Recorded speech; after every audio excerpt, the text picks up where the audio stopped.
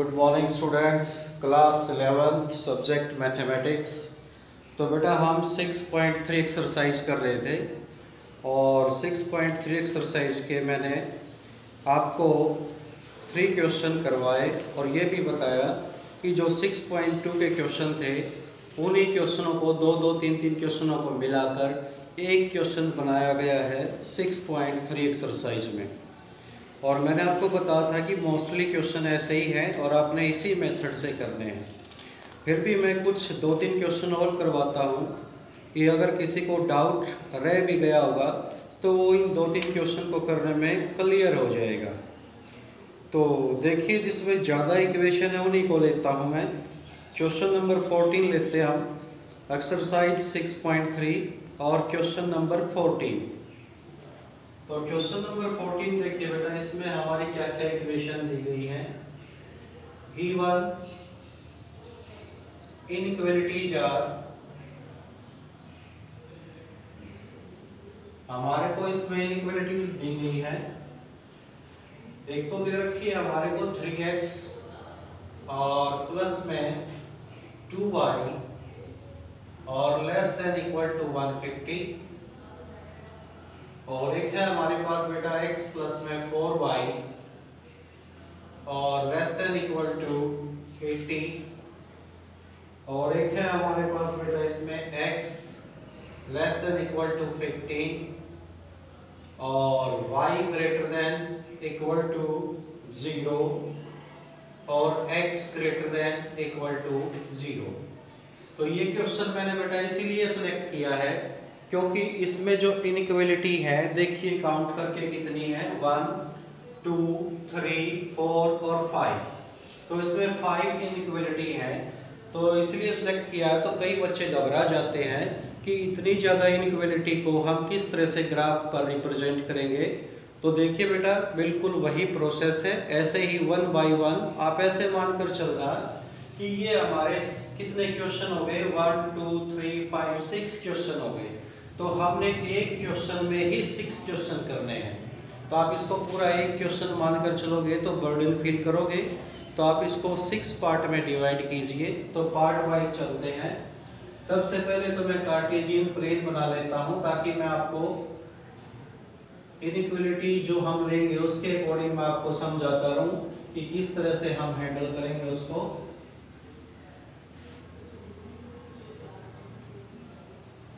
तो ये हो गया हमारा y एक्सिस और ये हो गया हमारा x एक्सिस, और यहाँ पर लेते हैं हम 1 और बाद में देख लेंगे वहां पर क्या आएगा हमारी टेबल में, उसके अकॉर्डिंग ले लेंगे। तो सबसे पहले हम फर्स्ट इनइक्वालिटी पर चलते हैं। यहाँ पर फर्स्ट लिखता हूं, यहाँ पर लिखिए consider the equation, consider the equation.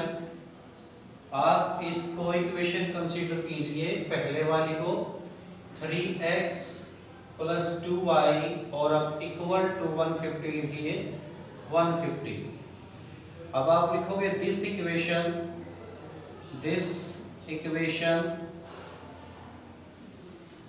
Has solutions. अब इस इक्वेशन के 2 सॉल्यूशन आपने लेने हैं जिससे हम ग्राफ बनाएंगे। वो आप रफ में देखिए, इधर यहाँ पर मैं रफ कर रहा हूँ। तो आपकी इक्वेशन है 3x प्लस में 2y इज इक्वल टू 150। यहाँ पर आप x या y को अकेला कर लो। तो आप 2y को उधर लेकर जाओ, किसका हो जाएगा, माइनस का। फिर आप 3 को उधर लेकर जाओ तो 150 माइनस में 2y और अपॉन 3। तो अब बेटा यहाँ पर पुट करो, ऐसा y की वैल्यू ऐसी पुट करो, 2 से मल्टीप्लाई होकर 150 में से माइनस होकर 3 से डिवाइड हो जाए। तो यहाँ पर मैं टेबल बना लेता हूँ। तो इस तरह की हम वैल्यू पुट करेंगे और ऐसे 2 सॉल्यूशन हम निकालेंगे। तो यहाँ पर देखते हैं कि यहाँ पर अगर अब यहाँ पर 1 2 3 मत पुट करना, क्यों? क्योंकि आप 1 2 3 पुट करोगे, देखो मैं एक छोटी सी बात बताता हूँ, अगर आप 10 से छोटी वैल्यू पुट करोगे तो आपका आंसर भी 10 से छोटा ही आना चाहिए। अगर आप इस तरह की वैल्यू पुट करोगे 10, 20, 30, 40, 50, 60, 70, 80, तो आपका आंसर भी ऐसे ही आना चाहिए 10, 20, 30, 40, 50, 60, 70। अगर आप ऐसी वैल्यू पुट करते हो 100, 200, 300, 500, 700, 900, 1000, तो आपका आंसर भी ऐसा आना चाहिए 100, 200, 500, 700, 800, 900, 1000। ऐसे कभी मत करना कि आप वैल्यू तो पुट कर रहे हो 10 से छोटी और आपके आंसर आ रहे हैं 20, 30, 50, 60, या फिर आपके आंसर आ रहे हैं 200, 300, 150। ऐसे मत करना। तो मैंने इसमें देखा कि मैं 1, 2, 3 पुट नहीं करूँगा, तो मैं इसमें पुट करूँगा। अगर मैं इसमें 50, 20, 10 पुट करने से 10 टू जा 20 तो नहीं डिवाइड होगा।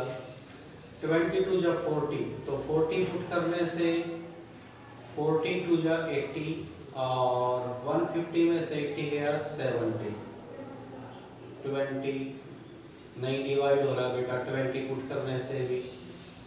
अच्छा 30 पुट करता हूँ 30 टू जा 60 तो 60 पुट करने से भी नहीं डिवाइड हो रहा। फिर 40 पुट करता हूँ 40 टू जा 80, 150 में से 80 गया तो 79। 60 पुट करता हूँ 60 टू जा तो 60 टू जा 120। तो y को हम क्या करें, देखो बेटा ध्यान से देखना है इसको। तो y को मैंने 60 पुट किया है, तो y को 60 पुट करूंगा तो 2 से मल्टीप्लाई होकर 120 आएगा। 150 में से 120 जाएगा तो 30 बचेगा। 30 को 3 डिवाइड करेगा तो 10 आंसर आएगा। तो इसलिए हमें एक सॉल्यूशन तो मिल गया है। अब दूसरे सॉल्यूशन को हम देख रहे हैं। दूसरा सॉल्यूशन देखिए बेटा, अगर मैं y को 0 रखूं, y को क्या रखूं 0, तो ये 0 हो जाएगा और 150/3 तो 3 इसको 50 पर काट देगा तो यहाँ पर 50 आ जाएगा। तो इस तरह से हमने 2 पॉइंट फाइंड आउट कर लिए। तो दिस इक्वेशन हैज सॉल्यूशन। तो इसके सॉल्यूशन एक तो हो गया बेटा 10,60 एंड एक हो गया बेटा 50,0।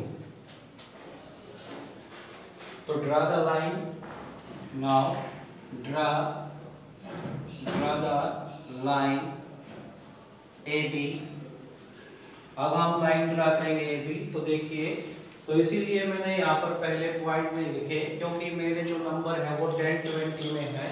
अब मैं लिखूंगा इसको 10 और ये हमारा 20 और ये हमारा 30, ये हमारा 40, ये 50, ये 60 और इधर ये हमारा -10 और ये हमारा -20, ये -30 और ये हमारा -10, ये हमारा -20 और ये -30 और ये -40 और ये हो गया बेटा हमारा 10, ये 20 और ये 30, ये 40, ये 50 और ये 60। अब जो ये रफ वर्क किया था मैं इसको इरेज कर देता हूँ। तो आप बड़े पेशेंस से और ध्यान से देखना। हम पहले फर्स्ट इनइक्वालिटी को हैंडल कर रहे हैं।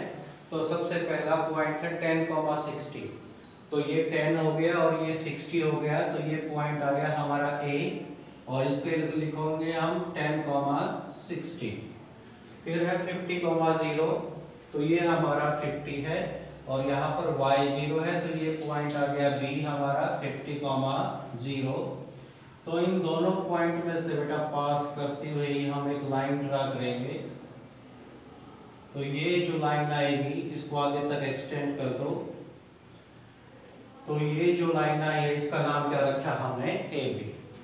अब हम देखेंगे कि हमारे जो सॉल्यूशन है वो ओरिजिन की तरफ है या फिर इसकी दूसरी तरफ है। वो हम ओरिजिन पुट करेंगे। तो put x is equal to 0 and y is equal to 0 in y is equal to 0 in first inequality, या इनइक्वेशन भी बोल सकते हो और इनइक्वालिटी भी बोल सकते हो। ये हमारी फर्स्ट है, ये हमारी सेकंड, ये हमारी थर्ड, इसको मान लेते हैं 4 और इसको मान लेते हैं 5। तो फर्स्ट में पुट करेंगे बेटा, तो x फर्स्ट में x की जगह 0 पुट कीजिए।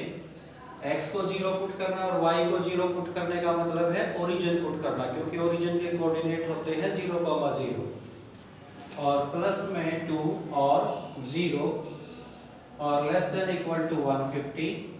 तो 3 की 0 के साथ 0, 2 की 0 के साथ 0 और less than equal to 150।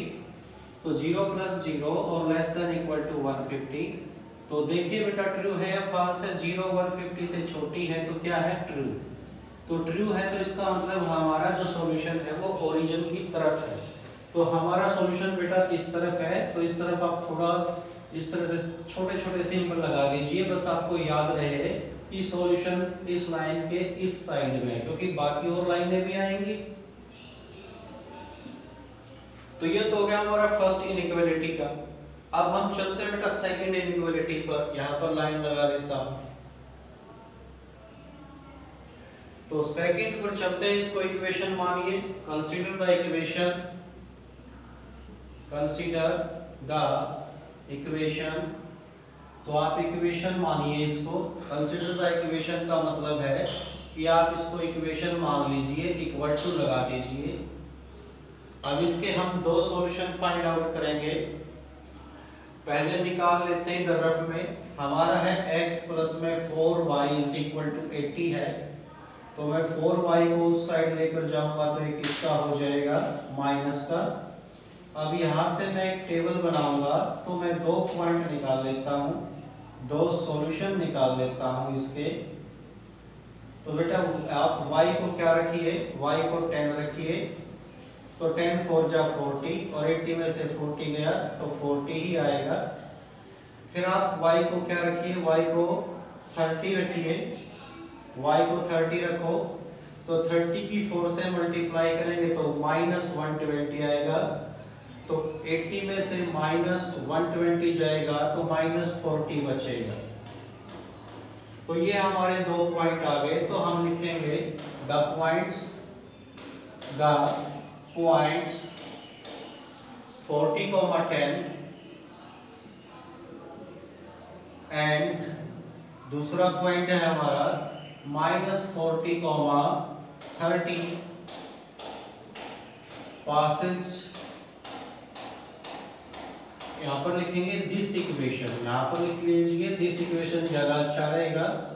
This equation Passage, यहाँ पर लिखिए आप passes, this equation passes these two points. तो हमारी ये जो इक्वेशन है इन दो पॉइंटों में से पास करती है, या इस इक्वेशन के हमारे टू सॉल्यूशन है। तो draw the line, draw a line, या नाम रख लीजिए इसका P Q, draw line P Q. अब आप एक लाइन ड्रा कीजिए पी क्यू, क्योंकि दो पॉइंट आपको आ चुके हैं आपके पास। तो पहला पॉइंट है 40, 10। तो ये 40 है बेटा और ये 10 है, और ये पॉइंट हो गया हमारा मान लीजिए पी पॉइंट।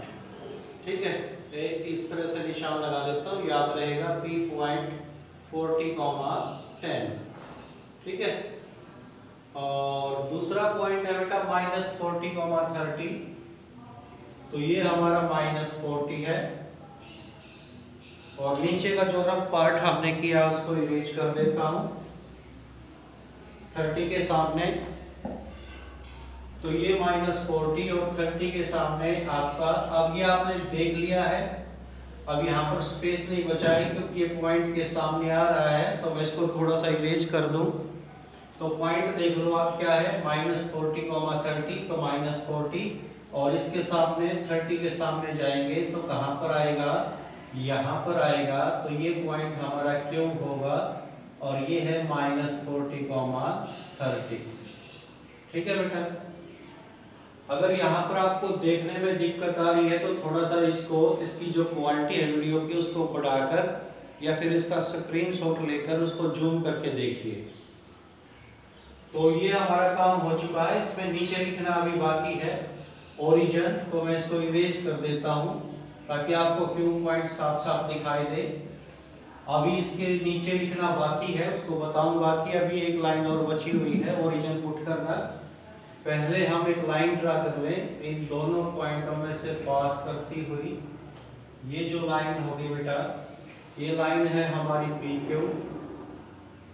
अब ये सॉल्यूशन देखेंगे हमारा कि ये जो लाइन आई है सॉल्यूशन ओरिजिन की तरफ है या इस लाइन के ऊपर है। तो वो जो मैंने लिखा था उसके नीचे आप क्या लिखोगे, put x is equal to 0 and y is equal to 0 in second inequality या इनइक्वेशन, कुछ भी लिख सकते हो दोनों में से। तो ये आपके सामने सेकंड है, तो x की जगह आप 0 पुट कीजिए और y की जगह भी 0 पुट कीजिए और लेस देन इक्वल टू 80, तो 0 4 multiply 0 0 less than equal to 80, तो 0 लेस देन इक्वल टू 80, तो जो 0 है वो 80 से छोटी है, तो ये भी क्या है, ट्रू।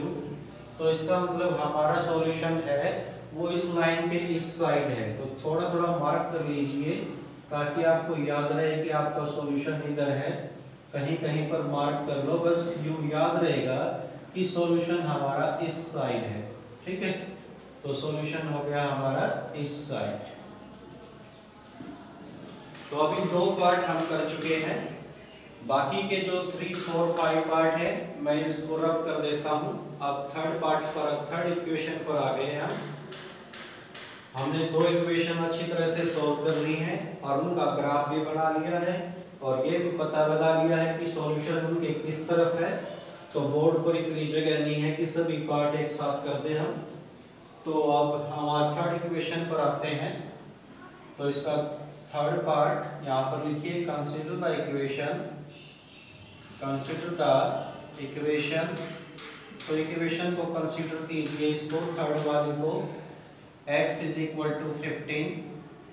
तो बेटा जो अकेली हैं जिनमें केवल एक ही वेरिएबल है, जैसे इसमें केवल x है y नहीं है, तो उनको तो बड़ी सिंपली तरीके से हम कर सकते हैं, क्योंकि मैंने बता रखा है कि जो x के बराबर में नंबर आता है वो एक स्ट्रेट लाइन होती है और वो एक y एक्सिस के पैरेलल होगी।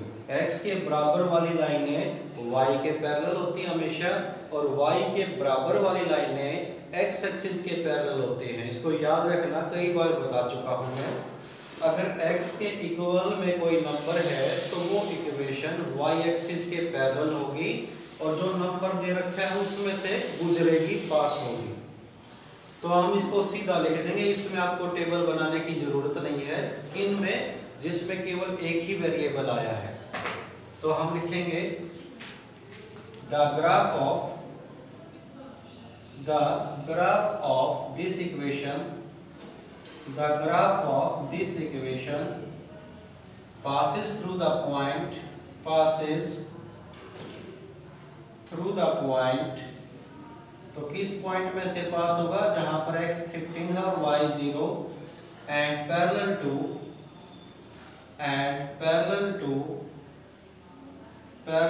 y axis, और ये y एक्सिस के पैरेलल होगी क्योंकि ये x के बराबर में नंबर है। तो आप x को 15 फाइंड आउट करो कि x 15 कहाँ पर है। देखो बेटा ये 10 है, ये 20 है, इनके बीच में क्या आएगा, 15। तो ये 15 का हमें पता लग गया और x के इक्वल में 15 है, तो x के बराबर की लाइनें जो आती हैं वो किसके पैरेलल आती हैं, y एक्सिस के। तो इस 15 से हम y एक्सिस के पैरेलल एक लाइन ड्रा करेंगे इस तरह से और नीचे की तरफ। तो ये जो लाइन आई है ये लाइन है हमारी x इज इक्वल टू 15। अब हम चेक करेंगे कि हमारा जो सॉल्यूशन है वो जो ये लाइन आई है इसकी राइट साइड में है या इसकी लेफ्ट साइड में है, ओरिजिन की तरफ। वो हम कैसे चेक करते हैं, ओरिजिन पुट करके। तो लिखिए यहाँ पर put x is equal to 0 and y is equal to 0 in third inequation. तो थर्ड इन इक्वेशन में हम पुट करेंगे, तो थर्ड में केवल x ही है, y तो है नहीं, तो x की जगह 0 पुट कर देंगे। 0 लेस देन इक्वल टू 15, तो ये भी क्या है बेटा, ट्रू। तो इसका मतलब हमारा जो सॉल्यूशन है वो ओरिजिन की तरफ है। तो ये जो लाइन है ओरिजिन ये रहा, तो सॉल्यूशन इस तरफ है, तो इस तरफ आप मार्क कर लीजिए, इस तरफ मार्क कर लीजिए, तो आपको पता चल जाएगा कि सॉल्यूशन इस तरफ है। यहाँ पर मार्क करने की जरूरत नहीं है, क्यों? क्योंकि सॉल्यूशन हमारा इस लाइन के नीचे आ चुका है, तो ऊपर वाला नेग्लेक्ट कर देंगे। तो अब हमारा जो सॉल्यूशन है, अगर कोई बच्चा कहे तो सॉल्यूशन देखो, एक तो जिसको मैं इन लाइनों को डायरेक्ट कर रहा हूँ, ये देखिए कहाँ तक डायरेक्ट कर रहा हूँ, ये इस तरह से मैं डायरेक्ट कर रहा हूँ इस लाइन को यूं सर्कल करके, ताकि आपको अच्छी तरह से समझ में आ जाए। और ये लाइन जो अभी आई है, तो अभी तक हमें ये क्लियर हो चुका है कि हमारा जो सॉल्यूशन है, जो ये स्पाइरल लाइन बनाई है मैंने, आपने नहीं बनानी, मैंने तो समझाने के लिए स्पाइरल किया है, तो इसके तो इधर है और इसके नीचे है। यहाँ तक हम पहुंच चुके हैं। तो अब हमारा फोर्थ और फिफ्थ पार्ट रह गया है। ये तो वेरी सिंपल है, क्योंकि ये खुद क्या है, जैसे ये y इज इक्वल टू 0, तो y इज इक्वल टू 0 जो है वो खुद x एक्सिस होता है। अगर नहीं पता तो याद रखना बेटा, x एक्सिस की जो इक्वेशन है वो y इज इक्वल टू 0 होती है, और y एक्सिस की जो इक्वेशन होती है वो x इज इक्वल टू 0 होती है। दोबारा फिर सुन लो, x एक्सिस क्या होता है, y बराबर 0, और y एक्सिस क्या होता है, x बराबर 0। तो अब हम फोर्थ और फिफ्थ को तो इकट्ठा लिख देंगे, यहाँ पर फोर्थ और फिफ्थ यहाँ पर इकट्ठा लिख लीजिए, कोई प्रॉब्लम नहीं है। यहाँ पर लिखिए y is equal to 0 h x axis and x is equal to 0 h y axis, ये y एक्सिस है, ठीक है। तो अब हम देखेंगे कि हमारा जो सॉल्यूशन है, तो ध्यान से देखो, इसमें छोटी छोटी बातें हैं। अब सॉल्यूशन देखो, y greater than equal to 0, y 0 के इक्वल और 0 से बड़ा, तो y बेटा 0 से बड़ा किधर है? ये छोटी छोटी बातें हैं, बिल्कुल सिंपल, लेकिन कई बार समझ में नहीं आती। तो बेटा y हमारा प्लस का इस x एक्सिस से ऊपर होता है, तो हमारा सॉल्यूशन क्या होगा, जो ये x एक्सिस है इससे ऊपर है। ऊपर तो किस इधर भी नहीं, ये जो स्पाइरल आ चुकी है इनके तो अंदर ही रहेगा, लेकिन जो ये y है इसके ऊपर, तो ऊपर कैसे रहेगा? तो ये इसको भी मैं स्पाइरल लिख दूं, ये स्पाइरल देखिए, तो ये हमारा क्या है, ये है y इज इक्वल टू 0, ये है y इज इक्वल टू 0, तो y 0 से बड़ा है। कई बच्चे सोचेंगे कि सर आप स्पाइरल तो कर रहे हो x एक्सिस पर और नाम ले रहे हो y का। हाँ बेटा, क्योंकि x एक्सिस के ऊपर ही y 0 से बड़ा होता है, तो इसमें क्या है, y greater than equal to 0, तो y बड़ा कहाँ पर है, x एक्सिस के ऊपर, इसीलिए मैंने x एक्सिस पर स्पाइरल किया है कि इससे ऊपर की तरफ लेंगे। फिर दूसरा है बेटा हमारा x greater than equal to 0। अब x greater than equal to 0 कहाँ पर होता है? देखो ये y एक्सिस है, इसकी राइट साइड में x क्या मिलेगा आपको, 0 से बड़ा, और इसकी लेफ्ट साइड में क्या मिलेगा आपको, 0 से छोटा। तो मैं उस पार्ट को स्पाइरल कर रहा हूँ x एक्सिस के, जिस पार्ट से हम इधर उसको प्लस का लें। तो जो ये स्पाइरल किया है मैंने y एक्सिस के ऊपर, इससे राइट साइड में हमारा जो x है वो क्या होगा, 0 से बड़ा होगा। तो अब देखिए जो ये मैंने स्पाइरल किए हैं, तो सभी स्पाइरल के बीच में कौन सा पार्ट आया है, तो ये वाला पार्ट आया है। ये ध्यान से देखिए, ये जिस पर मैं अभी लाइन लगा रहा हूँ, ये वाला पार्ट हमारा सभी लाइनों का क्या है, कॉमन है। तो ये हमारा क्या आ गया, सॉल्यूशन आ गया। इसको हम पेंसिल के साथ सेट कर सकते हैं। तो ये है हमारा वो पार्ट, सॉल्यूशन, जो हमें निकालना था, फाइंड आउट करना था। लेकिन आप ग्राफ के अंदर स्पाइरल इस तरह से मत करना, मैंने तो इसलिए किया था ताकि आपको अच्छी तरह से क्लियर हो जाए, समझ में आ जाए। तो इक्वेशन ज़्यादा हो जाए, इन इक्वेशन अगर ज़्यादा है तो कोई प्रॉब्लम नहीं बेटा। जैसे इसी में बताया मैंने इन इक्वेशन 5 है, तो आप इनको कितने क्वेश्चन मानकर चलो 5। तो 5 के 5 ऐसे पार्ट बनाकर कर दो, first second third fourth fifth. और बस ये ध्यान रखना है कि उन पांचों जो लाइन आएगी 5 की 5, उनका कॉमन सॉल्यूशन क्या है उसको फाइंड आउट करना सबसे इम्पोर्टेंट है।